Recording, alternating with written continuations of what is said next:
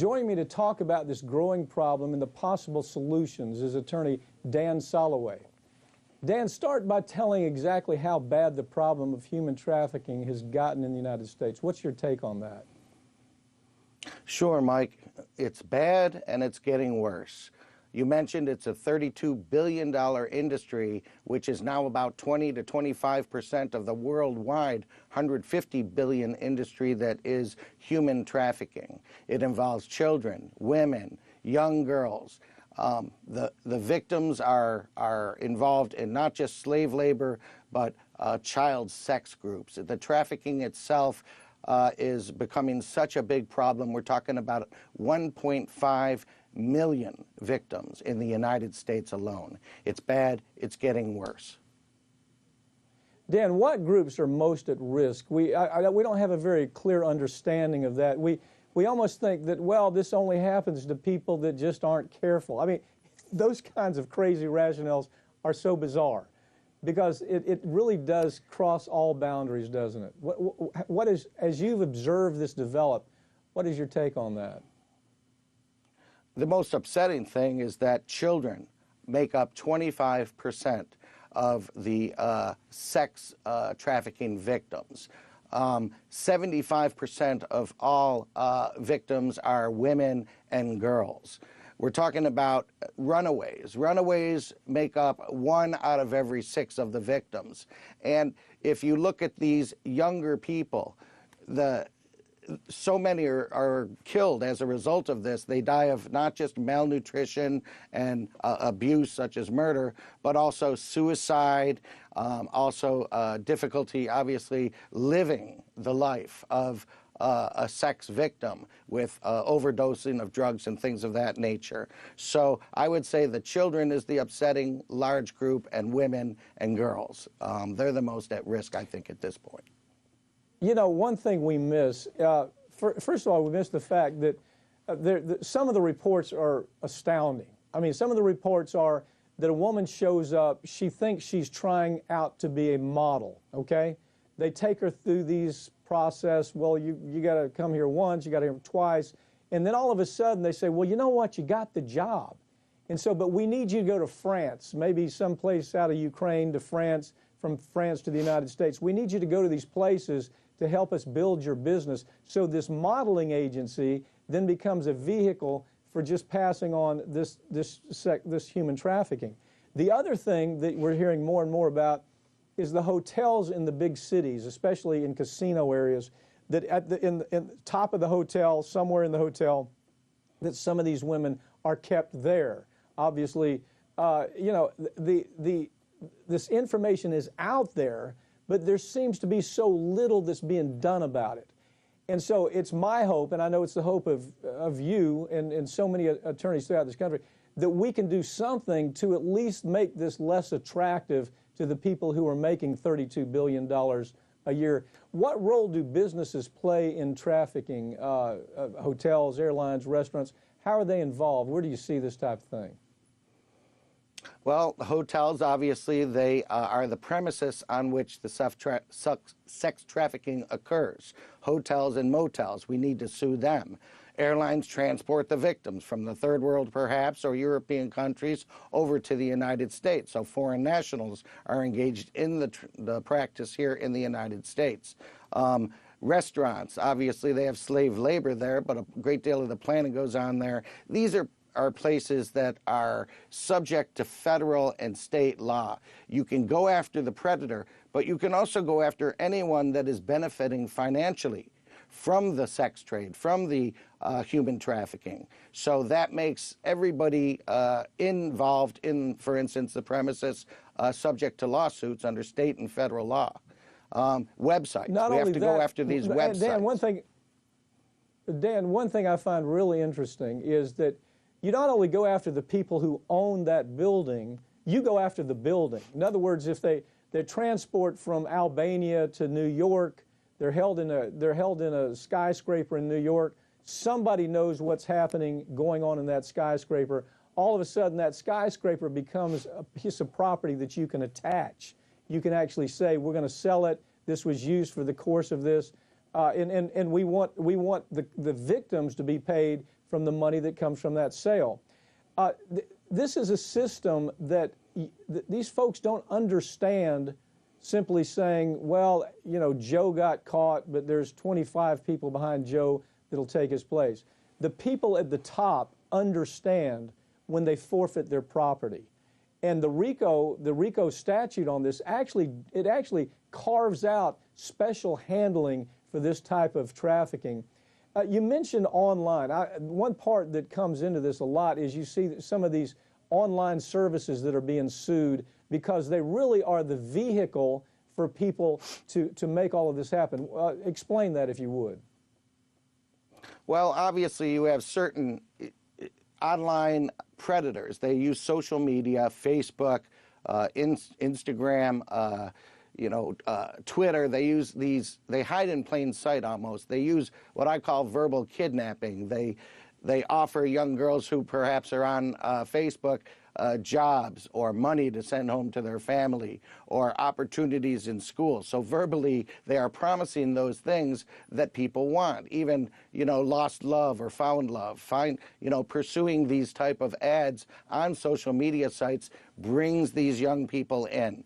And they, as you mentioned, it's a bait and switch. They go after perhaps a modeling career when in truth, they are in effect made into sex slaves, and they're kidnapped. And they're used for the nefarious purposes in not just the United States, but all over the world. They're hiding in plain sight. We need to go after them. Yeah, tell us about some of the lawsuits that are developing against these industries, either that they're working with or maybe even turning a blind eye to the human trafficking. You see, it's not acceptable to say we didn't know. The Right. question is, should you have known? The question is, did you have enough constructive information that should have told you that this building that you own was being used? You can't simply say, well, I don't know, I didn't have any way of knowing. The law really doesn't allow for that. Intent can be read into your actions of even ignoring the obvious. So what do we see happening with some of these lawsuits, Dan? Well, we've got federal anti-trafficking lawsuits that are available. They've relaxed the statute of limitations so that minors can bring claims as late as age 23. We've got state law claims where, as you mentioned, you might sue the perpetrator for such things as battery or assault, but you can sue the hotels, the people that put these people up because they were negligent or careless in allowing this type of sex trafficking to occur. We have civil RICO, we've got criminal RICO. We've got companies like Backpage that was put out of business by the federal government, and criminal RICO lawsuits brought against the CEO, who's now doing time in prison for conspiracy and laundering drug money.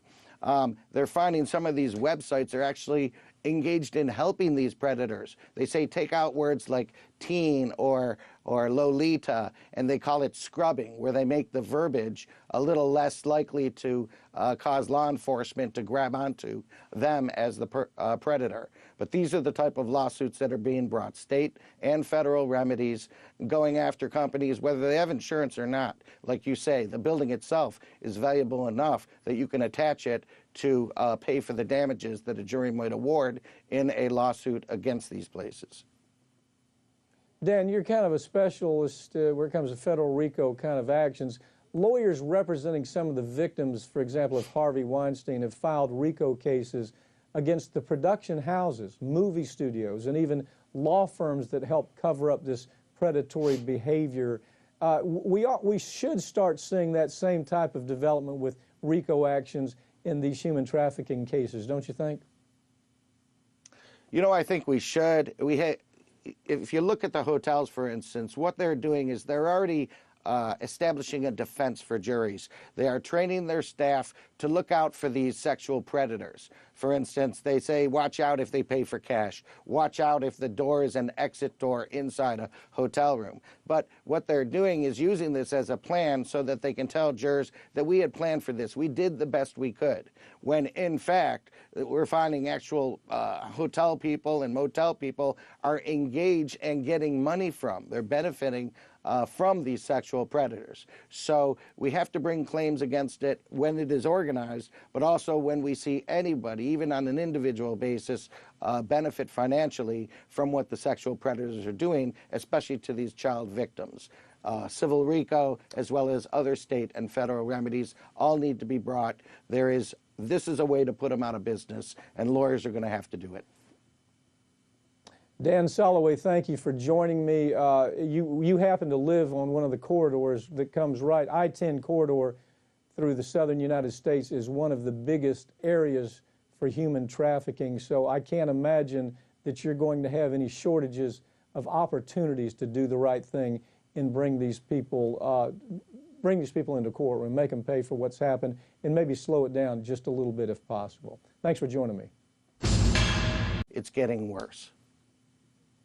Dan, what groups are most at risk? We don't have a very clear understanding of that. We almost think that, well, this only happens to people that just aren't careful. I mean, those kinds of crazy rationales are so bizarre because it really does cross all boundaries, doesn't it? What is, as you've observed this develop, what is your take on that? The most upsetting thing is that children make up is now about 20 to 25% of the worldwide 150 billion industry that is human trafficking. It involves children, women, young girls. The victims are involved in not just slave labor, but child sex groups. The trafficking itself is becoming such a big problem. We're talking about 1.5 million victims in the United States alone. It's bad abuse such as murder, but also suicide, also difficulty, obviously, living the life of a sex victim with overdosing of drugs and things of that nature. So I would say the children is the upsetting large group, and women and girls. They're the most at risk, I think, at this point. You know, one thing we miss, first of all, we miss the fact that some of the reports are 25% of the sex trafficking victims. 75% of all victims are women and girls. We're talking about runaways. Runaways make up 1 out of every 6 of the victims. And if you look at these younger people, so many are killed as a result of this. They die of not just malnutrition and